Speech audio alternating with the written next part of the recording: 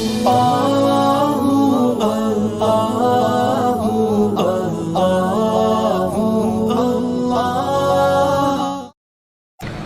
صلی اللہ علیہ وآلہ وسلم نے کہا تھا لمبی امیدوں سے بچ جاؤ، مت سوچو ابھی میں جوان ہوں گا، پھر میں بوڑھا ہوں گا، پھر جا کے مجھے بخار ہوگا یا کوئی مسئلہ ہوگا، غم آئے گا، پھر مجھے دل کی بیماری لگے گی۔ یہ عام لوگوں کی سوچیں ہیں۔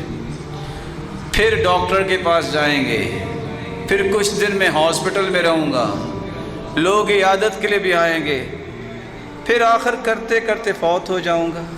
فرمایا اذا امسیت فلا تنتظر الصباح، شام ہو جائے تو صبح کا انتظار نہ کرنا۔ وَإِذَا أَصْبَحْتَ فَلَا تَنْتَظِرِ الْمَسَاء، صبح ہو تو شام کا انتظار نہ کرنا، یہ امیدیں لمبی لگانا چھوڑ دے۔ صلاح اول هذه الامة بالزہد والیقین ویہلک آخرها بالبخل والامل، صحیح الجامع کی روایت ہے۔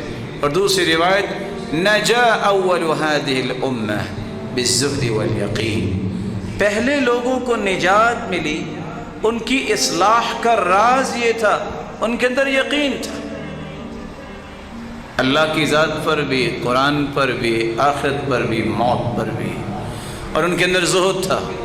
زہد یہ ہے ہر وہ چیز جو اللہ کی راہ میں رکاوٹ بنے اس کو چھوڑ دینا۔ ان کے اندر تقوی تھا، اور امام بغوی رحمۃ اللہ علیہ نے تقوی کی عجیب تعریف کی۔ فرمایا تقوی یہ ہے جب تک انسان اپنے آپ سے دوسروں کو افضل نہیں مانتا وہ متقی بن ہی نہیں سکتا۔ سبحان اللہ، یہ وہ بات ہے امام بغوی کی جو حدیث کی روشنی میں انہوں نے کہی کہ عمر رضی اللہ تعالی عنہ، عبد الرحمن ابن عوف رضی اللہ تعالی عنہ عالمی منڈی میں صف اول کے تاجر ہیں، صف اول کے نمازی ہیں۔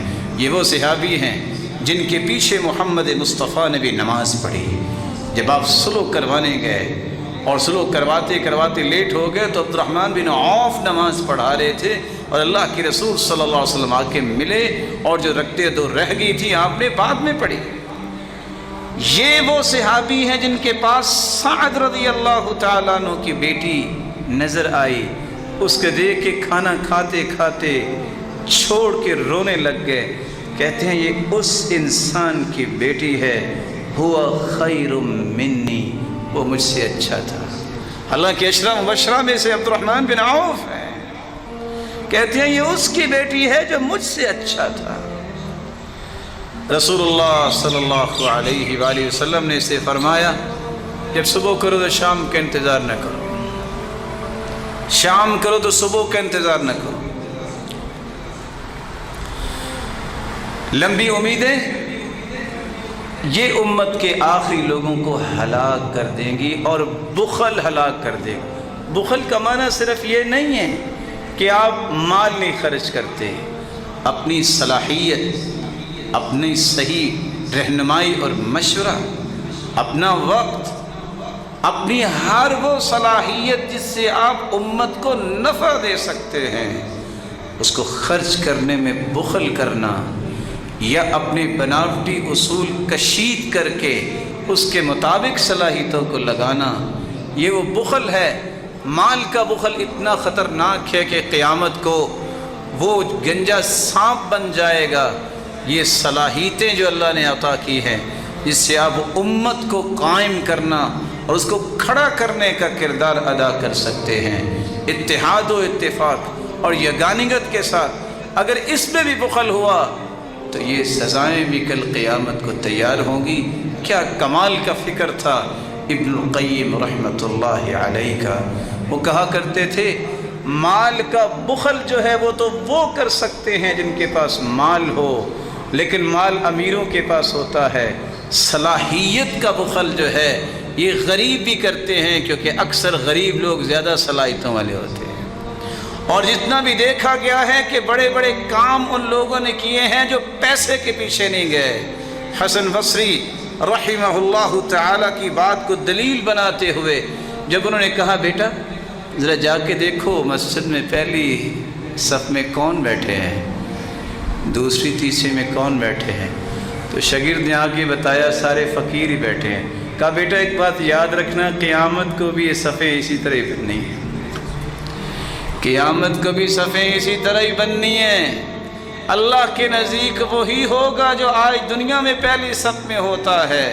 और सही बुखारी की रिवायत है जो जितना पीछे रहता है फ़अख़रहुल्लाह, अल्लाह उसको भी उतना अपनी रहमत से धकेल देते हैं, पीछे कर देते हैं।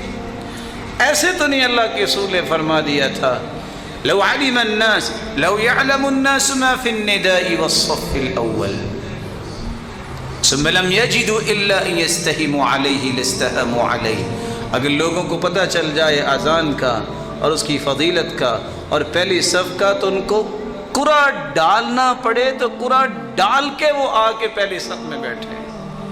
इसीलिए सहाबी ने कुरा डाला था कि अज़ान मैंने कहनी है, दूसरा कहता था मैंने कहनी, कुरा डाला गया। वलौ हबवन,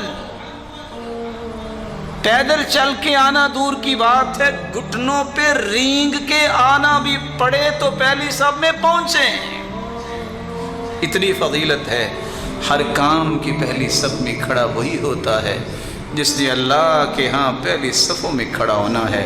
और हदीस के अल्फाज 120 सफ़े क़यामत को होंगी जन्नतियों की, 80 सफ़े सिर्फ़ इस उम्मत की होंगी और बाकी 40 सफ़े 1,24,000 पैगम्बरों की उम्मतों में से होंगी। ये भी एक बहुत बड़ा एजाज़ है इस उम्मत का कि इस उम्मत से जन्नती उनकी 80 सफ़े होंगी और 40 सफ़े बाकी तमाम उम्मत।